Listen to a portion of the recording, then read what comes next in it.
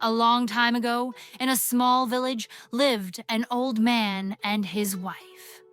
The old man was kind, gentle, and hardworking, but his wife was rude, angry, and always complaining. From morning till night, she shouted and found faults in everything. The old man had stopped listening to her words. He worked in the fields all day and came home tired every evening. They had no children, so the old man found comfort in a little bird he had raised. He loved the bird like his own child. When he came home, the happiest moment of his day was spending time with the bird. He would talk to her, play with her, and teach her small tricks. The bird was smart and obedient. Sometimes he opened her cage and let her fly inside the room. She would land on his shoulder and sing sweetly. Every day, the old man saved tasty food from his plate and gave it to his little friend. The bird loved him dearly. One day, the old man went into the forest to cut wood. His wife stayed home washing clothes. After her work, she went to the kitchen to eat the meal she had prepared earlier. But when she opened the pot, the food was gone. She stood shocked, wondering who had eaten it. Just then, the little bird flew in and gently bowed, as she had been taught. She said, "Dear lady, I thought the food was for me, so I ate it all. I am sorry. Please forgive me." But the old woman had no mercy. She already disliked the bird and often argued with her husband, saying, "Throw this dirty bird out. She makes the house messy." Now that she had a reason to be angry, she went mad with rage. She yelled, scolded, and finally grabbed the poor bird.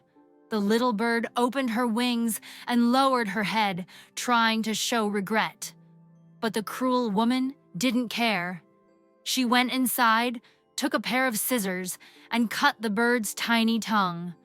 "Now let's see how you talk without a tongue," she shouted, and threw the bird out of the house. That evening, the old man came home with hope in his heart. He thought, "As soon as I open the door, my little bird will fly to me and sing her happy tune." But everything was silent. The bird didn't come. He called his wife. "Where is my little bird?" His wife shrugged and said, "How would I know? Maybe she flew away. She wasn't here all day." But the old man kept asking, and finally the woman shouted angrily, "That bird ate my food! I cut her tongue and threw her out. Here, look, this is her tongue." She showed it without any shame. The old man was heartbroken. He sat down, his eyes full of tears. "How could you be so cruel?" he whispered. "My poor little bird. She can't speak now. Oh God, what do I do?" That night, while his heart ached in silence, the old man made a decision.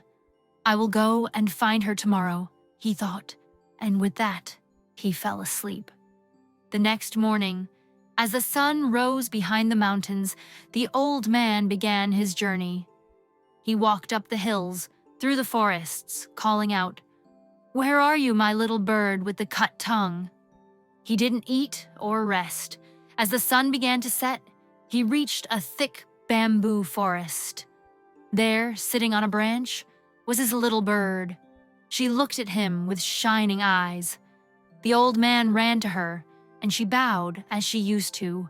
She began showing her old tricks, just like before. Then something magical happened. The bird spoke. "You're talking," the old man said, "but your tongue—" The bird opened her small beak and showed him. A new tongue had grown. "My kind friend," she said gently, "I'm fine now." The old man realized she wasn't an ordinary bird. She was magical, maybe a fairy. The bird flew ahead and signaled him to follow. She took him to a beautiful palace hidden among bamboo trees. Inside, fairies welcomed him warmly. They served delicious food and danced joyfully. The bird turned into a fairy herself and introduced him to her family. "You have shown me kindness for many years," she said. "Today, we thank you."